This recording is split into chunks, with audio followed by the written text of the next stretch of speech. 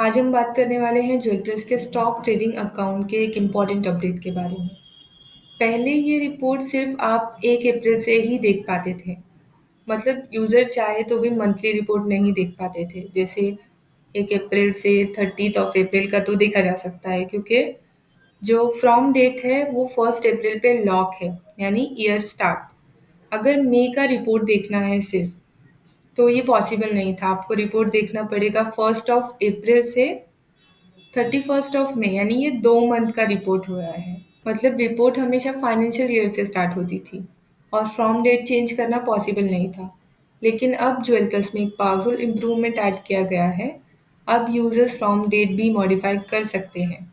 मतलब आप अप्रैल की मंथली परफॉर्मेंस अलग से देख सकते हो, मई की रिपोर्ट अलग से देख सकते हो, या आपको जिस भी मंथ की देखनी है।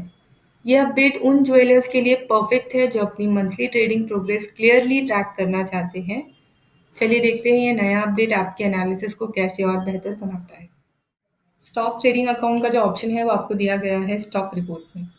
यहाँ पे स्टॉक ट्रेडिंग अकाउंट, ये देखिए कुछ इस तरह से ये फ्रॉम डेट का ऑप्शन है, ये लॉक था।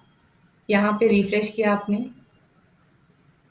तो ये तो नए अपडेट के बाद भी ऐसा ही है। ये देखिए आप यहाँ पे फ्रॉम डेट एंटर नहीं कर सकते हैं मैनुअली, टू डेट एंटर कर सकते हैं।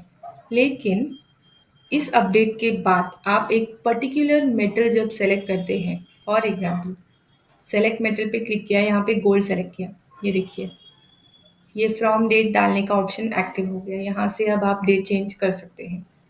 तो ये आपको पूरा ईयरली डेटा दिखाई दे रहा है। आपको देखना है 1st अप्रैल से 30th ऑफ अप्रैल का डेटा। ये आपने रिफ्रेश किया, अप्रैल की तो वैसे भी आप देख ही सकते थे। तो देखिए क्लोजिंग स्टॉक कितना है, यहाँ पे आप देख सकते हैं।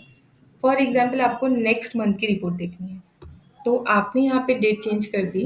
1st ऑफ मई से 31st ऑफ मई की रिपोर्ट आपको देखना है। ये आपने एंटर किया डेट एंटर करके, और ये देखिए आपको यहाँ पे जो अप्रैल का क्लोजिंग बैलेंस है, क्लोजिंग स्टॉक है, वो यहाँ पे एंटर करने का ऑप्शन आएगा। अगर आप ये नहीं एंटर करते हो तो आपको सही रिपोर्ट नहीं दिखाई देगी।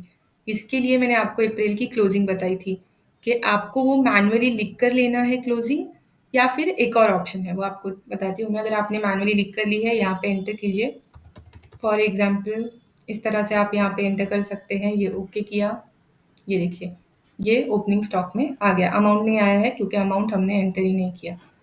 तो मैं आपको बताती हूँ कि कैसे। एक और ऑप्शन है, तो आपने देखी 1st ऑफ अप्रैल से 30th ऑफ अप्रैल की रिपोर्ट।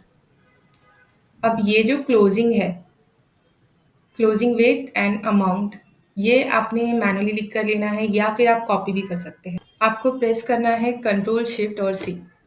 ये जो स्क्रीन आएगी इसे क्लोज कर दीजिए। क्लोजिंग स्टॉक कॉपी, इस तरह से मैसेज आ गया। स्टॉक कॉपी हो गया है, इसको ओके करना है। अब जब आप देखते हैं 1st ऑफ में 31st ऑफ में, ये एंटर, यहाँ पे आपको डायरेक्टली कर देना है कंट्रोल वी।